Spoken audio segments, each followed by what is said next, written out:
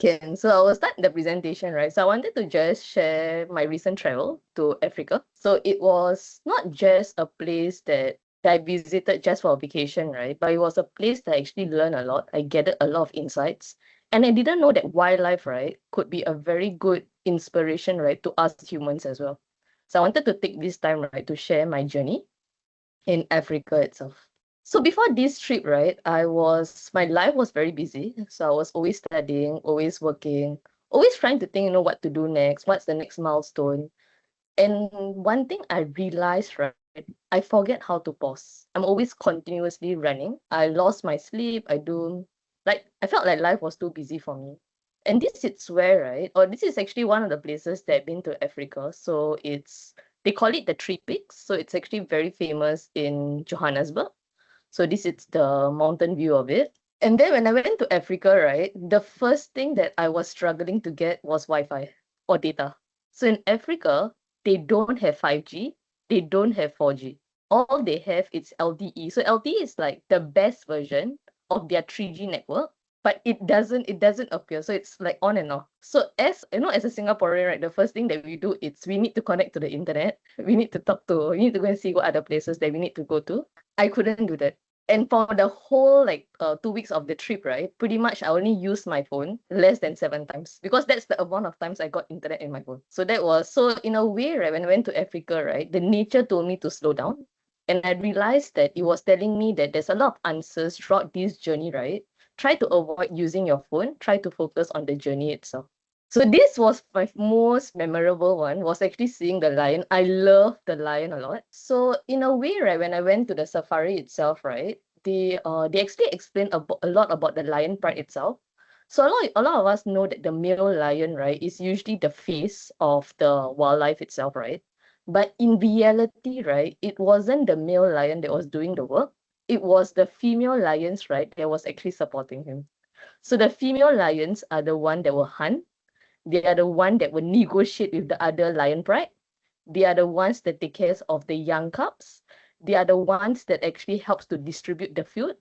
They are the ones that find the shelter. So pretty much, right, it was all the lioness that was actually doing. I didn't know this until I went to the safari.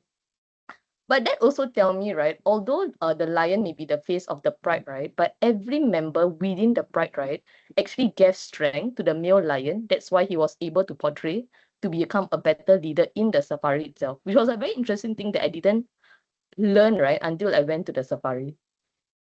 So this lion, we saw it like literally very close beside me, right? So I was very excited. I took a selfie with the lion, but my parents were quite, they were screaming when I sent this picture because they scared that the lion would eat me. So then what's the male lion? So the male lion role, right, it's only just to lead the pride, that's all. So the male lion actually sleeps for 18 hours, whereas the female lion, right, they sleep for about 6 hours. So pretty much they are on the roll. This was a National Geographical moment for me, right? So it's the elephant. So elephants, it's my favorite, one of my favorite animals as well. So what the elephant actually taught me, right, was the elephant taught me gratitude because watching the elephant wasn't just very beautiful, as you can see, right? But it also made me realize about my own life. So this is where, right, because animals, they tend to stay as a group together, right? And what I realized, it's the people who believe in me, the people who taught me, the people who stayed, right, are the ones that was together with my journey. So no matter where I was, right, there was always this group of people, right, that always was beside me, right? And sometimes I realized, right, I was so focused on what's next that I forget to appreciate the people that walk beside me. And this was actually a very good learning for me, right? I got to learn from the elephant itself. And one thing about the elephant or the pride itself, right? So once someone it's outcast from the pride itself, they can never join another pride. So they'll pretty much live alone, they will die alone. So that's the animal cycle. And the person that makes the decision, it's very funny. It's also the woman in the pride. So in a way, in the wildlife sector, right, the woman has a lot more say in the safari itself, which was very funny because the way that the drivers tells us, right, we have actually a lot of things to learn from the animal kingdom itself. Well, this was iconic. So in a way, right, the leopard itself, only 1% of the people can actually spot a leopard in a safari. So leopards are the hardest thing to spot in a safari. And I was very lucky we managed to saw one that was sleeping on the tree itself. So the leopard, right, one thing I love, it's all about quiet leadership. So what it actually does, right, it's not trying to impress anyone.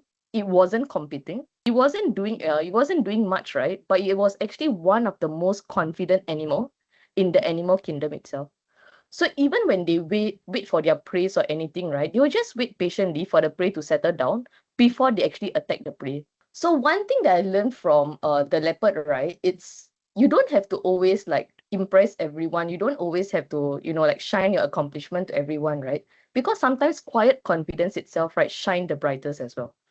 And this is where it reminded me to stop seeking for validation and start embracing authenticity as well.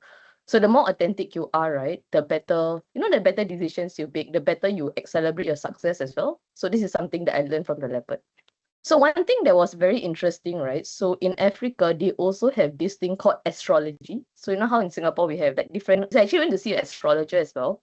So in Africa, they call them a healer. So what they will do is they will have all the different animal bones, right? And somehow, right, they read your mind. So for me, I was thinking of lion and leopard because I love both of these animals a lot. And the healer actually picked a lion and a leopard bone, which was I had like goosebumps all over me. And that is where he said, right, when you come to Africa, right, if you really believe in something, right, it will be incorporated in you unknowingly as well. So that was actually a very interesting thing that I actually learned in Africa. The next one, it's the rarest animal currently now because yeah, leopard and cheetah looks the same, but the spots are different. So for cheetah, right, it's a dot with another ring on the outside. For a leopard, it's just a solid black ring. So this is the most iconic one, right? Because I think as all of us know that rhino is actually facing extinction itself. So this was actually a very important picture for me because I'm still lucky enough to see rhinos and I do help with rhino conservation. So every month I actually donate to the rhino conservation itself. So one thing I learned about the rhino itself, right? Rhino only can see from this side. They cannot see the front, they can't see the back. They only can see what's in the side itself. So in a way, right, the rhino itself doesn't really have a very good vision, but they always keep moving forward. And he also reminded me, right, in life sometimes, right, we don't get to see the entire path, but what we need is really the courage, right, to move forward, to see what is there out there as well. Because if you're always looking for the big picture, right, you might lose all the smaller details, right, which could be the biggest achievement for us as well.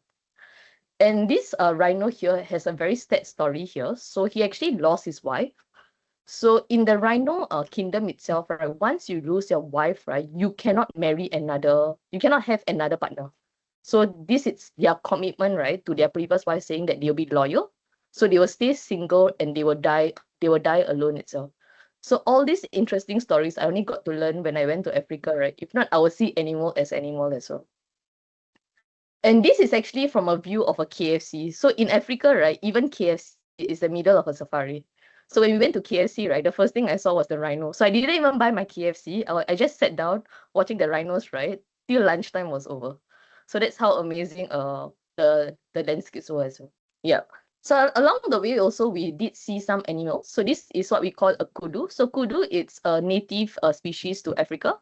So the way we identify them, right, they always have a circle at the back of the back area itself. So a lot of people usually they have a misconception that kudu is actually a very tame animal.